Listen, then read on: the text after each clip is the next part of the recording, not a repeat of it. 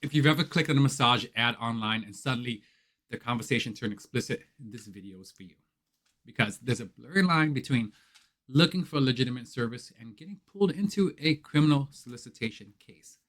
And a lot of people don't realize they've crossed it until it's too late. This video is specifically for people in California, especially Orange County, who are worried about solicitation, sting operations, or online conversations that felt like they got out of hand. If that's not you, feel free to skip this one. My name's Hieu Vu. I'm a criminal defense attorney. On this channel, I break down criminal cases in plain English.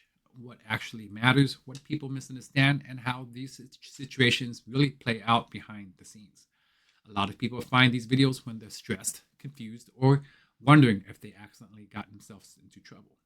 My goal is to give you clarity, not scare tactics, and not legal jargon. Here's the problem. Someone responds to what looks like a vague but legitimate massage ad.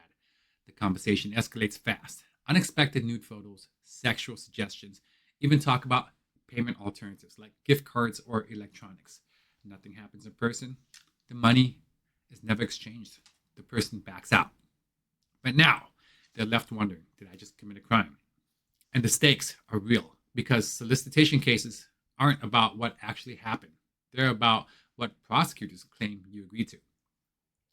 In this video, I'm going to walk you through how solicitation law actually work, why intent matters so much, and how sting operations are designed to trap people into saying the wrong thing. By the end, you understand whether law enforcement really has a case and what actually puts someone at risk. Before we get into it, save this video so you can come back to it later, or leave a comment below if this situation sounds familiar to you. Let's start with the legal issue, intent versus agreement. In California, solicitation cases usually hinge on two things. First, whether there was an agreement to exchange a sexual act. Second, whether there was an exchange or offer of something of value. A lot of people think money has to change hands. That's not true. An Xbox, a gift card, electronics, those can all count as things of value under the law. But here's the part most people miss. If you never explicitly agree to exchange that item for sex and your messages consistently emphasize a legitimate service like a massage, intent becomes the battleground. Now let's talk about sting operations.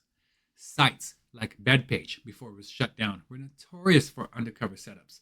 Law enforcement would pose as providers, send explicit messages, and push conversations toward an illegal agreement. Simply receiving nude photos or explicit messages does not make you guilty.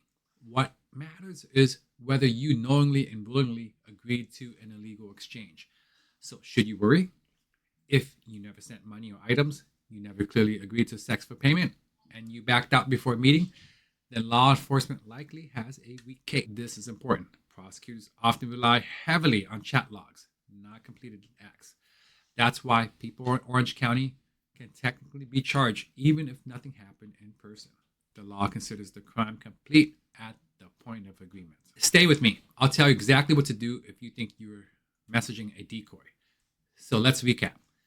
First, solicitation cases are about agreement and intent, not whether sex happened. Second, payment can mean anything of value, not just cash.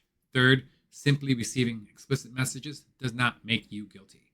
And most importantly, if there's no legal agreement, prosecutors still have to prove intent beyond a reasonable doubt. Here's the bonus. If you think you may have been part of a sting or decoy conversation, do not delete your messages and do not keep talking. Preserve everything exactly as it is and speak to a criminal defense attorney before responding to law enforcement. Those messages often end up being the strongest evidence for the defense, not against it. If this helped, save this video, watch the next one on this topic, or leave a comment below. And if you want personalized advice about your situation, my contact information is in the description. Either way, now you know what actually matters.